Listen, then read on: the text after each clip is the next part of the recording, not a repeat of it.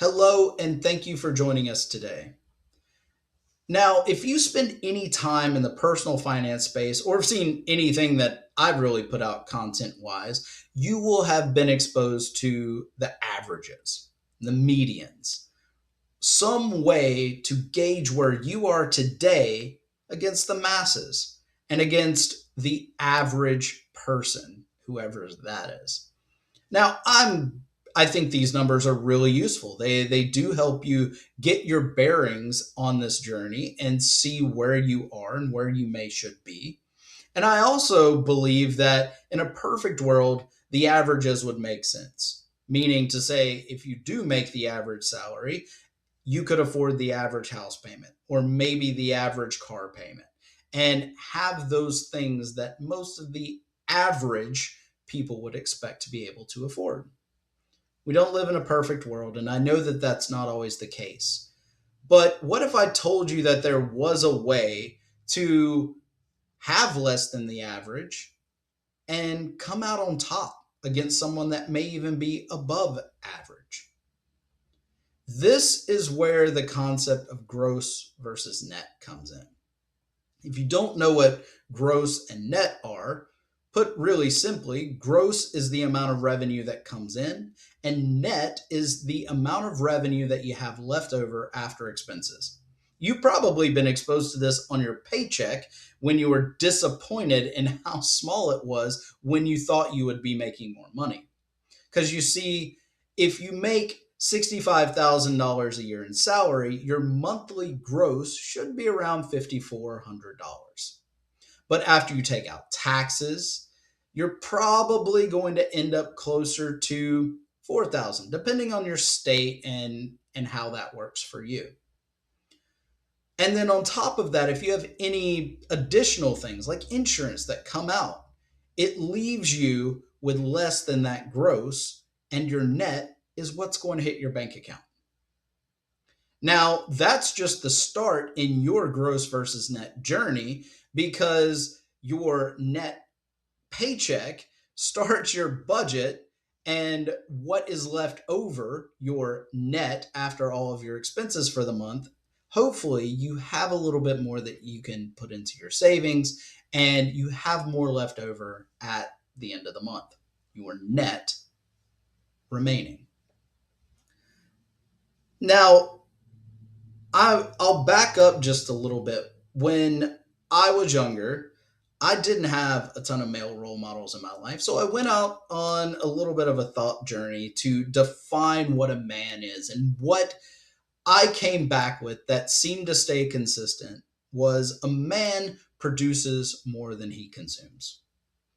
A man makes more money than he needs to spend. He gives more value than he needs from other people. And that just helps grow the community around him and helps support those that he loves.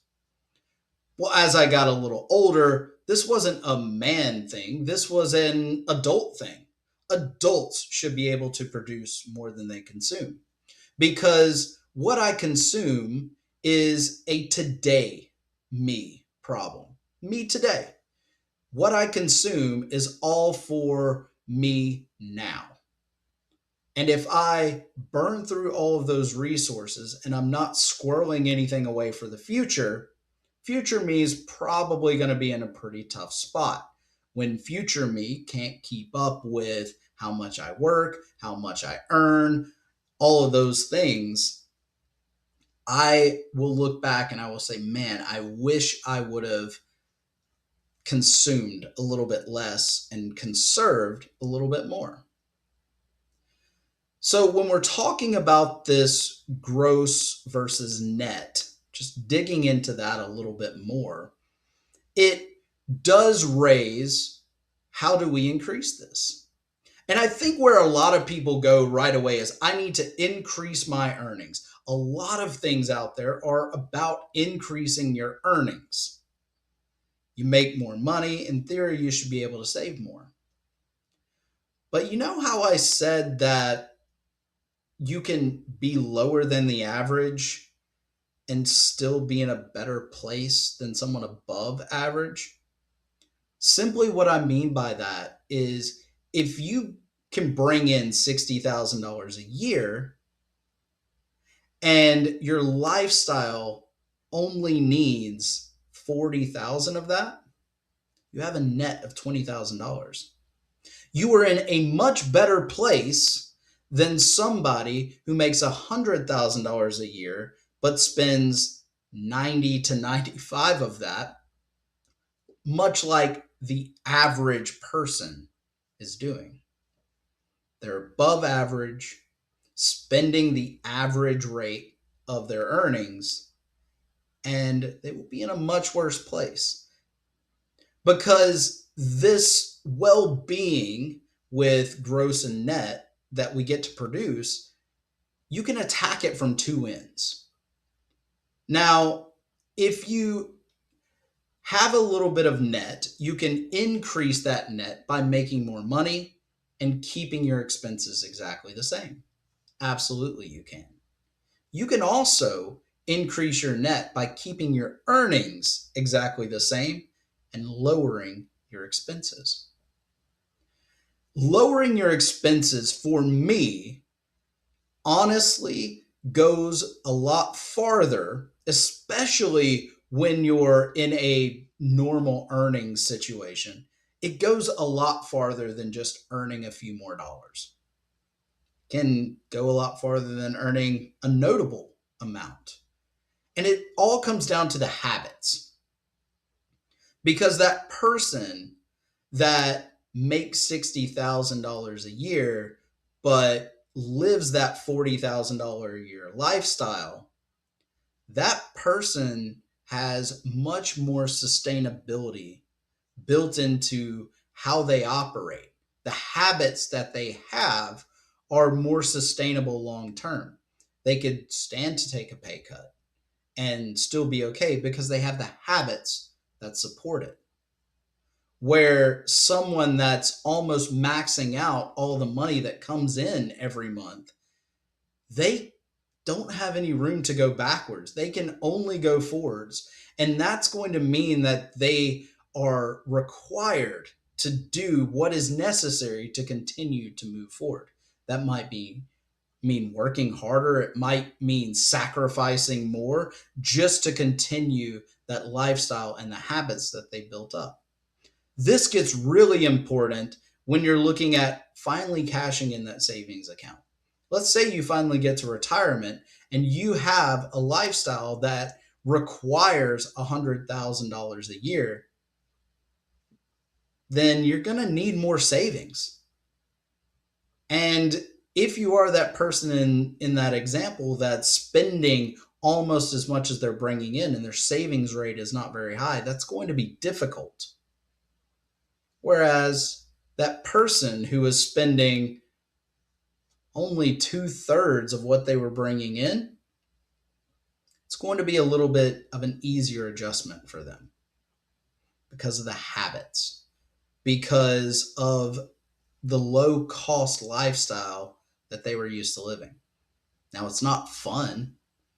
The person that maxes out their paycheck every month probably does have more fun.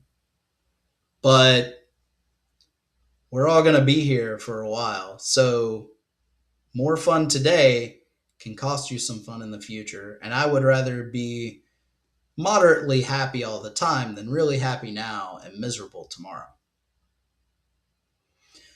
So I really do encourage everyone, especially if you're early on, because we're used to hearing advice given to young people of, oh, you should save more when you're young because it's got more time to compound and it ends up growing more. We should also, if that's you and you're listening and thinking, oh, I should save more, I should save more, you're absolutely right. You should. But you should also be paying really close attention to what your needs and requirements are. You need to watch that burn rate that you're spending. Because if you can build habits that are sustainable, that are low cost, that allow a lot of flexibility in your life, your happiness is probably going to be a bit higher than just having a nicer car or a bigger house. Because going back to that idea that you can live a less than average lifestyle and end up better, you don't have to have the average size house that's 2,500 square feet. You don't have to have that. You don't have to have the average car payment that's nearing $700. You don't have to have the average expenses. And if you don't, you probably have a higher than average savings rate. And you're probably going to be better off than the average person that doesn't have $1,000 for an emergency that is undoubtedly going to come. So hopefully that gives you something to think about. I really wish that a lot of people would start framing their overall financial stability and their goals around this idea of just building a life that is sustainable versus a life that's based off of an income. It gives you so much more flexibility. It reduces stress so much.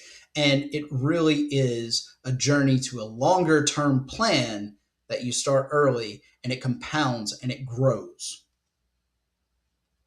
So I would love to hear your thoughts. Please leave a comment or like below. Subscribe if you like to hear this kind of content. And don't forget to check out everything that we put out on lifeofcompoundinginterest.com. But we really do hope to see you in the next video. And until then, take care.